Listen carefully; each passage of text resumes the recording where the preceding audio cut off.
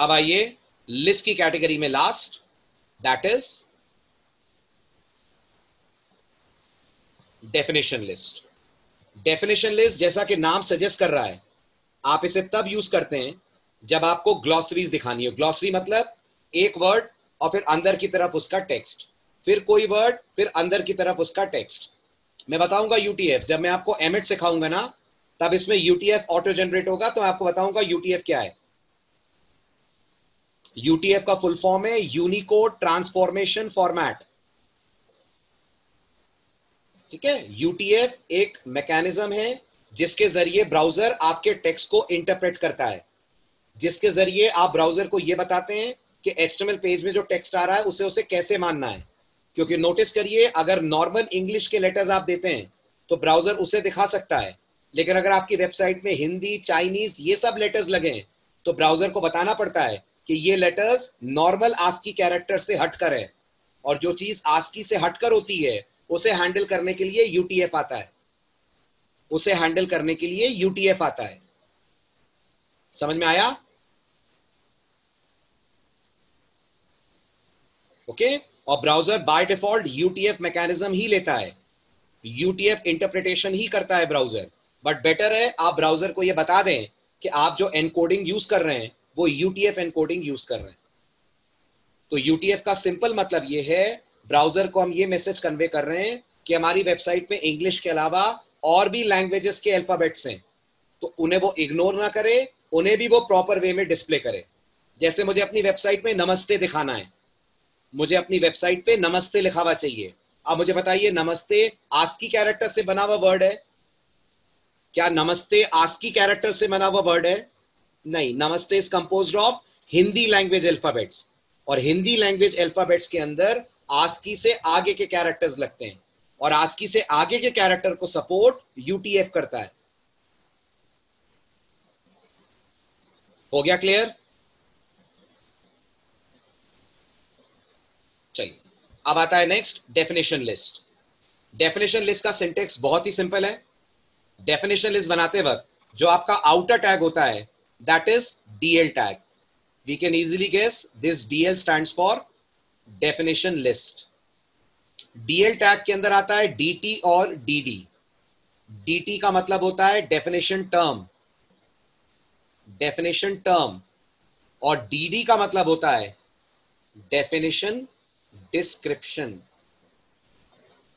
DD का मतलब होता है डेफिनेशन डिस्क्रिप्शन। तो डेफिनेशन टर्म में जो आप लिखेंगे वो आपको लेफ्ट अलाइन दिखेगा, वो आपको लेफ्ट अलाइन दिखेगा, और डीडी के अंदर जो दिखेंगे वो आपको राइट अलाइन दिखेगा। ओके, कहने का मतलब कुछ ऐसा। गेस करिए इसका आउटपुट कैसा दिखेगा? गेस करिए इस वेब पेज का आउटपुट कैसा दिखेगा? लगाइए अंदाजा। ये जो HTML है ये दिखेगा आपको लेफ्ट अलाइन, ओके। और ये वाला जो टेक्स्ट है, language used to write web pages, ये थोड़ा अंदर की तरफ आएगा। फिर दिखेगा आपको CSS, फिर language used to design and format web pages, ये फिर आएगा थोड़ा सा अंदर की तरफ। तो आपने देखा होगा कंपनीज में जो मैनेजरियल पोजीशंस के लोग होते हैं, उनका नाम, उनका जॉब प्रोफाइल, उनका नाम, उनका रिक्रूटमेंट डिटेल्स, वो आपको डेफिनेशन लिस्ट के अंदर दिखती है। हुआ क्लियर? एक बार और बता दूं, मैं ये कह रहा हूं डेफिनेशन लिस्ट हम लोग तब बनाते हैं जब हमें, चलो मैं रन करके ही आपको दिखाता हूं, आप रन करते हुए देखोगे तो आप समझ पाओगे ज्यादा बेटर। डेफिनेशन लिस्ट हम लोग तब बनाते हैं जब हमें आउटपुट कुछ ऐसा चाहिए। इस आउटपुट में कुछ डिफरेंट नजर आ रहा है रक्षा आपको बाकियों के कंपैरिजन में?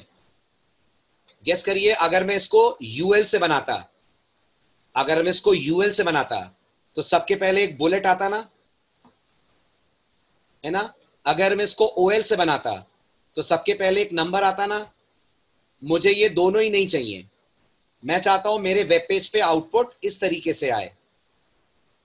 पहले एक वर्ड लिखा हुआ है जैसे HTML, और फिर HTML के बारे में कुछ डिस्क्रिप्शन आए, फिर इसके बाद CSS आए, फिर उसका कुछ डिस्क्रिप्शन आए। ऐसा मुझे आउटपुट चाहिए। समझ में आया? और एक दिखाता हूं मैं आपको डेमो, देखिए, क्योंकि ये आप लोगों की अगली एक्सरसाइज भी है। अब आपको HTML में असाइनमेंट्स मिलना स्टार्ट होंगे, तो मेक श्योर आप असाइनमेंट्स पूरे करके उन्हें सबमिट करें। अब मैं आपको दिखाता हूं एक और यूज डेफिनेशन लिस्ट का।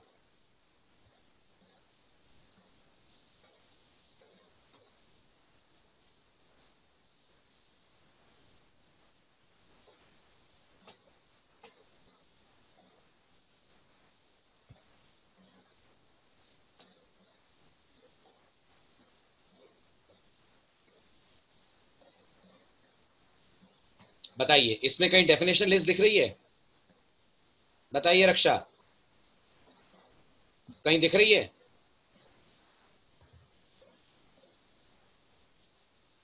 बिल्कुल, जो सेल्फ रेजिंग फ्लोर या कैस्टर शुगर है वो डेफिनेशन लिस्ट से जनरेट हुई है। देख रहे हैं? आप सोचिए, आपको ये वेब पेज बनाने को अगर मैं दूं, तो जितना अभी तक पढ़ा है उससे बन जाएगा? जितना अभी तक पढ़ा है उससे बन जाएगा ये वेब पेज? बिल्कुल। ये क्या है? This is your H1 heading. ये क्या है?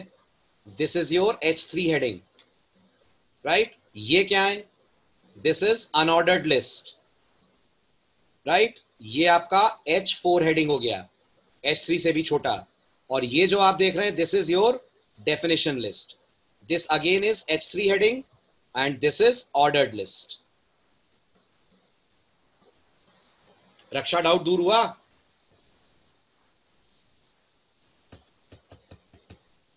तो इस तरीके से आपको अगर आउटपुट दिखाना हो, एक टर्म और थोड़ा सा अंदर की तरफ उसका डिस्क्रिप्शन, इसी को अपन बार बार आज के लेक्चर में बुला रहे हैं ग्लॉसरी, राइट? इसी को मैं कह रहा हूं ग्लॉसरी की तरह आपको आउटपुट अगर चाहिए तो आप यूज करेंगे इसके लिए डेफिनेशन लिस्ट। सिंपल।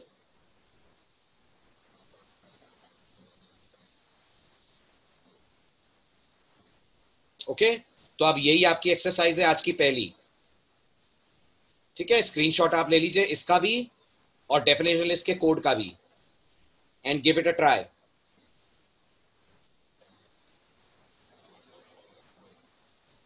बन जाएगा ना ये?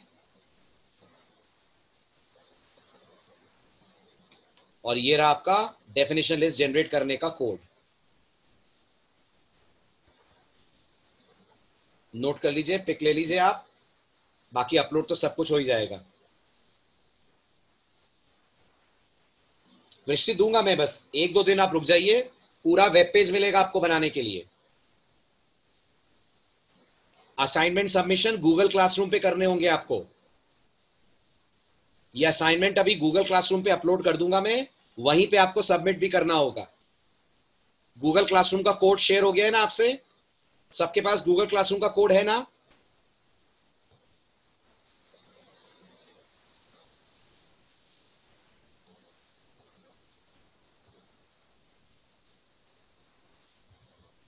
हो गया, स्क्रीनशॉट हो गया इसका भी कंप्लीट। चलिए आइए सैटरडे, सैटरडे लेते हैं इससे आगे HTML के बाकी के tags and very very important other tags like tables, table और form tag. Saturday same time. Okay, चलिए बाय बाय, टेक केयर।